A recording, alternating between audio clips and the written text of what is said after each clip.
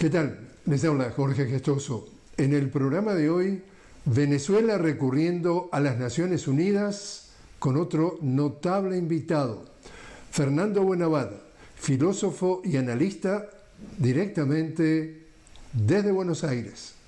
Fernando Buenavada, una cálida bienvenida al programa. Jorge querido, siempre una alegría saludarte y saludar a toda la audiencia a través tuyo. La alegría es mutua. Fernando, Venezuela en días recientes se presentó ante las Naciones Unidas a presentar su queja, su planteamiento. ¿Pudo haber tenido algún impacto? ¿Qué pudo pasar? ¿Qué dejó esa huella? Pues en primer lugar, una ratificación, Jorge, que me parece indispensable en este planeta hoy día, que es la voz de la dignidad, la voz de un pueblo que levanta sus argumentos, que fija posiciones políticas, éticas, morales. La moral, Jorge, tan olvidada, la moral de la lucha, la moral de los pueblos. Eso es lo que deja en claro Venezuela siempre.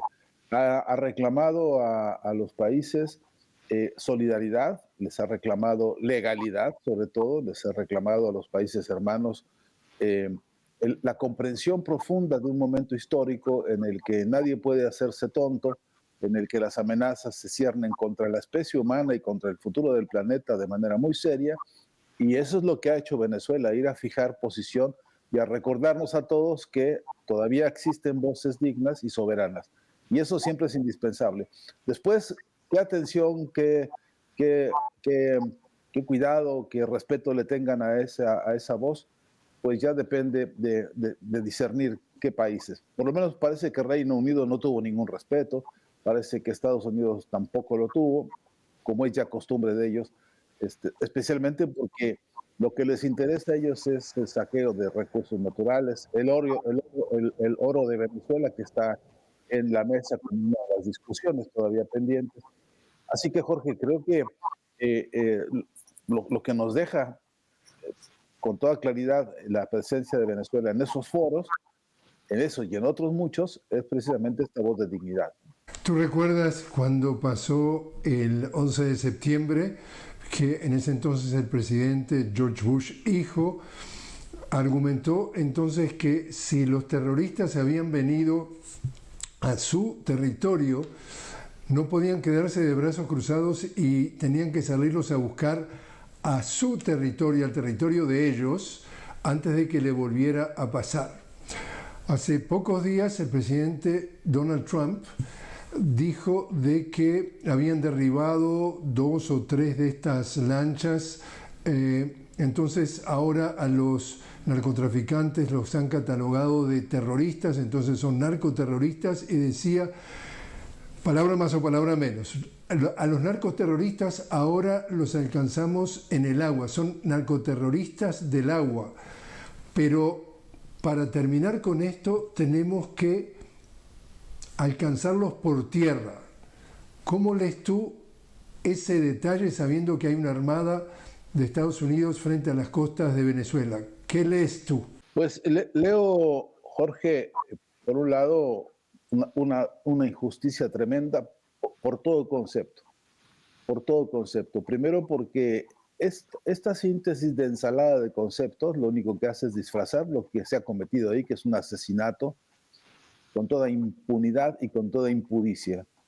Hay que decirlo con todas sus letras porque lo que hemos visto es la decisión de un poder imperial que no respeta la vida, que no respeta ni siquiera los marcos del debido proceso, porque si se sorprende a alguien delinquiendo, lo que hay que hacer es detenerlo y mostrarlo y presentar las denuncias, identificar a los, en todo caso, hipotéticos culpables o responsables y hacer un juicio, un debido proceso legal, que eso es lo que debería ocurrir. A cambio de eso, lo que tenemos es un espectáculo televisivo fundamentalmente mediático y de redes y de todos estos utensilios que ellos tienen para la guerra cognitiva que están desplegando, y el resultado, Jorge, es muy preocupante porque si con esa lógica de impudicia, te repito, y de impunidad van a querer enfrentar, por ejemplo, al gobierno de Venezuela, Entonces sí que la amenaza dejó de ser solo con los pescadores terroristas o terroristas narcotraficantes o como sea la ensalada de adjetivos que ellos inventan, para convertirse en una amenaza para todo un continente. Jorge, y yo en esto siempre subrayo y enfatizo que estas amenazas contra Venezuela, estos barcos que pongan, este submarino nuclear, etcétera, todos los dispositivos que tengan de soldados y soldaditos en Costa Rica y donde fuere, a estas horas son una amenaza contra todo un continente. Y si nosotros en cualquiera de los países de esta región dejamos pasar esto como si fuera el anecdotario de lo macabro y nada más que eso, que ya vimos y que tenemos saturada la cabeza con tanta muerte por todo el mundo, si dejásemos pasar esto, Jorge, estamos consecuentando que nos ocurra a todos en cualquier lugar. Y esto creo que es una amenaza que debería elevarse ya como una agenda internacional, y yo no veo que eso esté ocurriendo realmente. En días recientes también la ex vicepresidenta de Estados Unidos, estamos hablando de Hillary Clinton, candidata presidencial, mejor dicho, en una entrevista en televisión ella criticaba justamente lo que tú decías en cuanto a que acá no ha habido ningún tipo de juicio, acá no ha habido ningún tipo de debido proceso, y cuestionaba realmente qué era la intención, si la intención era ir detrás del presidente Maduro, y ella misma decía, porque el tema del narcotráfico no viene por ahí, el narcotráfico viene con el 87% del tráfico que llega a Estados Unidos, viene por el Pacífico. Entonces, hasta incluso dentro de Estados Unidos hay voces ya de que esto les huele raro. Sí, pero es que, Jorge, ahí se están cocinando, me parece, dos frentes que tienden a desbordarse en más de un sentido. Especialmente en Estados Unidos, cuando vemos que hay episodios, por ejemplo, de protestas sociales, ¿no?, en las calles, lo que hemos visto en Illinois, lo que hemos visto en California, lo que hemos visto en algunos estados de la Unión, donde el malestar social se deja sentir no solamente en estamentos políticos o en representantes diversos, incluyendo gobernadores, sino a nivel popular. Hay una sensación de hartazgo y de desconfianza contra todas las políticas de la actual administración que ponen en evidencia, primero, que ahí se está gestando un conflicto interno, que los propios representantes más conspicuos de las derechas, como la señora Clinton y como otros más, que hasta hace poco eran incapaces de pronunciarse ante atropellos como estos, siendo ellos mismos protagonistas de muchos de ellos, repito, que ahora mismo tengan argumentos para ir preparando, ir calentando un debate interno que creo que va a rebasar en mucho las capacidades y las voluntades, repito, del presidente Trump y de su administración. Y a eso quisiera añadirle, Jorge, que es que hay una presión popular a nivel continental y a nivel de Estados Unidos que no se puede descartar, que no se puede omitir. Ellos mismos están sintiendo, me parece, desde abajo, que se les recalienta el escenario, y que no creo que fuera lo que ellos estaban esperando que ocurriera ante pues, su histórica e inefable actitud de imperio y de voluntad que atropella a todo el mundo.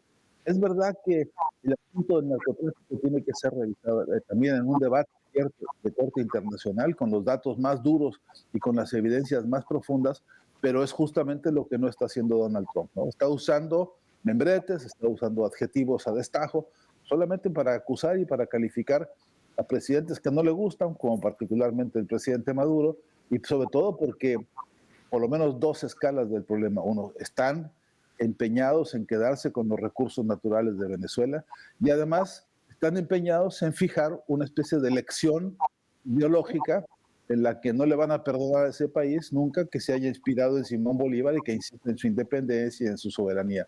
Eso, algunos sectores de las derechas y ultraderechas no están dispuestos a perdonárselo a nadie, y lo tenemos a la vista todo. Y justamente volviendo a esas declaraciones de Hillary Clinton, la ex secretaria de Estado estadounidense, mencionaba, ella decía, pero ojo, atención, acá no es cuestión de entrar a Venezuela para sacar de circulación al presidente Maduro. Acá hay un ejército armado. Acá hay, más allá de Venezuela, también otras reacciones. Decía, esto, en sus palabras, por lo menos se podría convertir en otra Libia, mencionaba. Es decir, ya advertía que de intentar meterse en territorio de Venezuela, no iba a encontrar a Venezuela de brazos cruzados. Pues es que, Jorge, históricamente le han faltado el respeto a ese pueblo, ¿no?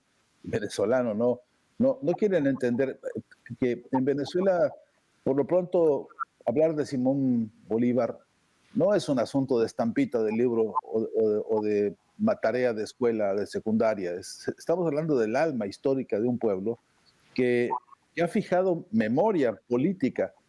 Esto es decir mucho, esto es decir algo muy importante, memoria política regional en la que todos nuestros países, todos hemos tenido episodios independentistas y hay una tradición de corte antiimperialista en nuestras luchas históricas. Entonces, atreverse a estas cosas es no entender la historia de ese pueblo y no entender la historia actual, no entender la voluntad democrática de ese pueblo y no entender la disposición que ese pueblo tiene a defenderse. Se van a defender hasta el último minuto con todo lo que tienen y más todavía, especialmente si tomamos en cuenta que es un pueblo que sabe que no está solo, ¿no? Que sabe que tiene expresiones solidarias del gobierno ruso, expresiones solidarias del gobierno chino, expresiones solidarias de los gobiernos de los BRICS. Es decir, es un pueblo que entiende que su lucha histórica, hasta donde ha madurado en este momento, hasta donde va, con sus problemas, sus limitaciones y sobre todo, además de todo, con todas las sanciones económicas que tiene encima, que no son pocas, además de todo eso, es un pueblo que se levanta y que tiene dignidad absoluta para dar batalla, y la van a dar. Entonces, creo que un error grave de la administración de Trump y de muchos adláteres suyos es que subestiman esta historia y este sentir y como dice el presidente Maduro mismo, esta tierra sagrada de Simón Bolívar, no la están entendiendo y no la están respetando. Y yo creo que eso les va a resultar muy costoso. Pero además porque creo que más allá de lo que digan algunos medios, más allá de lo que corre en algunas de las plataformas, hay un concierto solidario mundial que a mi gusto necesita pronunciarse con mucho más carácter hoy por hoy, con mucha más firmeza, con mucha más apertura, pero que existe, de hecho. Y tengo la impresión de que muy mal parado va a quedar un gobierno que haga cualquier intento de agresión contra Venezuela, porque además ya atrás de esto están amenazando, dicen que una vez que concluyan con Venezuela van a seguir con Cuba y tienen ya una especie de agenda macabra que, pues fuera de tiempo, fuera de lugar, fuera de circunstancia, fuera de la historia, hoy por hoy, me parece que a todos nos obliga a un repudio como está ocurriendo, ¿no? Redes de intelectuales y artistas en defensa de la humanidad, con consejos de científicos, consejos académicos, consejos de artistas incluso, que hoy están pronunciándose con una fuerza y radicalidad que exige el momento, pero que necesita, a mi entender, multiplicarse a toda velocidad.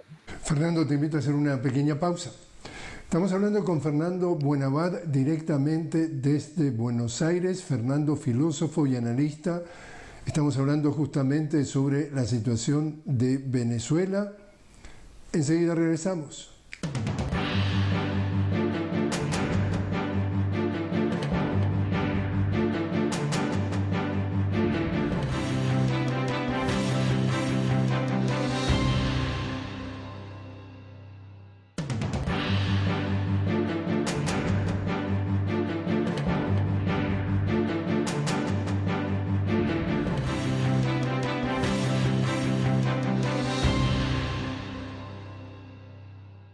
Continuamos hablando con Fernando Buenabad directamente desde Buenos Aires. Fernando, filósofo y analista. Estamos hablando sobre la situación en Venezuela, en torno a Venezuela. Fernando, una visión que puede ser naif para muchos, pero si tú eres de otro planeta y ves los continentes en esta tierra, vemos que hay un continente que es el continente americano, las Américas. Como los europeos han montado la Unión Europea, que son 27 países ya de la Unión Europea, acá vemos que somos todos nacidos en las Américas. El señor que nace en Estados Unidos es un estadounidense, no un americano, de la misma manera que un canadiense, de la misma manera que un mexicano. Entonces, cuando tú ves cómo se relacionan entre sí los 27 países de la Unión Europea, yo diría que es sobre la base del respeto, de intercambio, de un nivel de desarrollo humano, económico, social, por lo menos similar, a pesar de sus diferencias. Acá vemos en el continente americano un país en el medio de ese continente, y el resto, visto desde ese país del norte, es prácticamente, en términos de filosofía, como la relación que tiene Europa con África. Los europeos consideran a África un jugador menor, los explotan, los humillan, los degradan, no son los mismos seres humanos.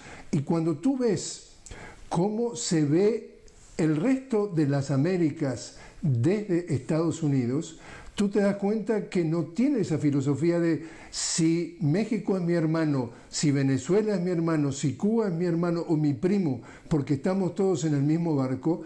Yo no puedo filosóficamente sentir ese desprecio,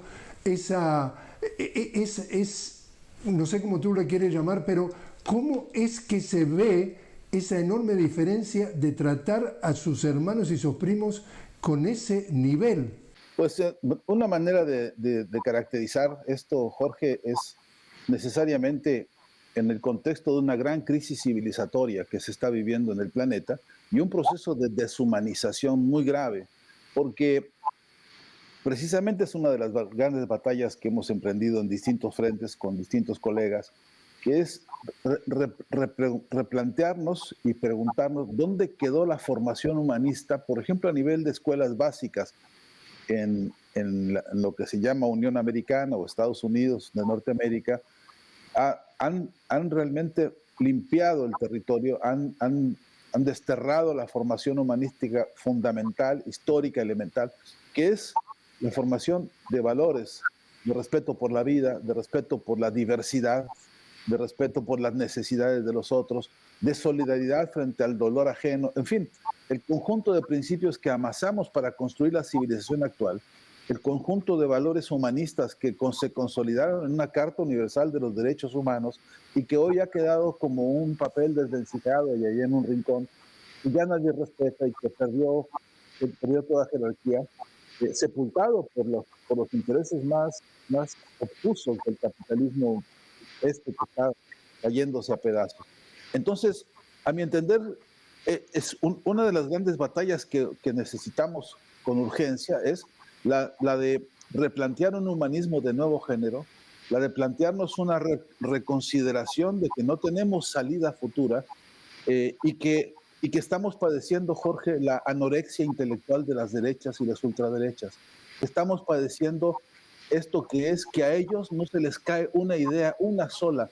Y te invito a que rastreemos un día, si quieres, con detalle, nos tomamos un buen café uruguayo, por cierto, y entonces rastreamos en dónde hay hoy un frente de intelectuales de derecha que estén pensando en el futuro de la humanidad, cuanto que han sustituido esta necesidad por pensar el futuro de los mercados y del comercio. A eso sí se dedican, pero a la otra base, que es la única salida posible de vida y de paz para el planeta, la han postergado porque hoy por hoy se les acabaron los intelectuales que tuvieron alguna vez, supieron tener algunos que eran intelectuales de porte, de preocupación, incluso humanista, aunque fuera un humanismo más conservador, más individualista. Hoy necesitamos, repito, recomponer una corriente muy fuerte a nivel planetaria de esta visión humanista que se vuelva base sólida, consolidada y muy firme de principios. De aquí en adelante discutimos todo, de aquí para atrás no aceptemos ninguna reversa en la intelectualidad ni en la formación de ninguna persona, porque nos hace falta, Jorge, que entonces cuando veamos desde donde sea la tesis importante martiana de la patria es la humanidad, necesitamos consolidarla porque hay que vernos así. Estés parado en Washington, o estés parado en Nueva York, o estés parado en la Patagonia, lo que hay que hacer es plantear la problemática de la humanidad de igual a igual, en condiciones de igualdad y de la diversidad que somos. Que la cualidad fundamental nuestra es que somos diversos. Y eso se ha perdido mucho, Jorge. Por lo tanto, algunas de las conclusiones más macabras que tenemos en el escenario mundial provienen, no lo dudes, provienen de esta ausencia de una formación y de un sentido humanista básico. Hablabas de humanismo y hablabas de humanidad. Tu reacción ante el Nobel de la Paz a María Corina Machado. Bueno, indignación, en verdad indignación, es un desperdicio brutal. Aparte de la contradicción que encierra, aparte de lo que desnuda como convertir al propio premio Nobel en aliado de justamente alguien que lo único que quiere es destrucción y muerte para su país, lo han dicho y lo han reproducido. Ella misma se ha encargado de reproducir esta tesis y se ha encargado de abrazarse con los genocidas más denunciados y más repudiados del mundo. Ya el premio Nobel, en ese sentido, coincidimos algunos hasta con ironía, decir que requiescat in pace, ¿no? Que ha muerto ese premio Nobel de la Paz porque perdió sentido. Se le ha entregado a tanta gente, dice Putin, ¿no? A tanta gente que nunca hizo nada por la paz, que evidentemente perdió sentido. Pero por cierto que no porque haya perdido sentido ese premio y esa ceremonia y ese dinero y esa alaraca que se hará para esta señora belicista y guerrerista como no por eso vamos nosotros entonces a devaluar de igual forma el concepto de paz, porque que es indispensable que lo pongamos a salvo de toda esta payasada que se está haciendo. Que el concepto de paz es vital porque es una necesidad humana fundamental, porque es un derecho para el desarrollo, para la vida plena, en fin, para lo que Bolívar decía, volviendo a él, la máxima felicidad posible de los seres humanos no se puede uno imaginar sin la paz. Y esta paz no es un concepto en abstracto que hay que ir a buscar a una enciclopedia de filosofía. Es un concepto que tenemos que construir dinámicamente en la práctica cotidiana de igualdad, de respeto, de colaboración, de solidaridad. Ahí está la clave y ahí está, digamos, ahí es donde tiene que escribirse la nueva definición de paz para todos nosotros en todo el planeta. Y eso, Jorge, nada tiene que ver con lo que está pasando con el propio premio Nobel en su decadencia y en el desastre que han hecho con este nombramiento. Lo que vemos es justamente la decadencia, la degradación de un gran concepto, pero no por eso la omisión de su jerarquía y de su importancia. Repito, porque algunas personas pueden incluso caer en la emboscada de que devaluado el premio se devalúa el concepto, y eso es una emboscada en la que no hay que caer, porque todavía la construcción de la paz es una larga tarea que nos compete y nos involucra a todos.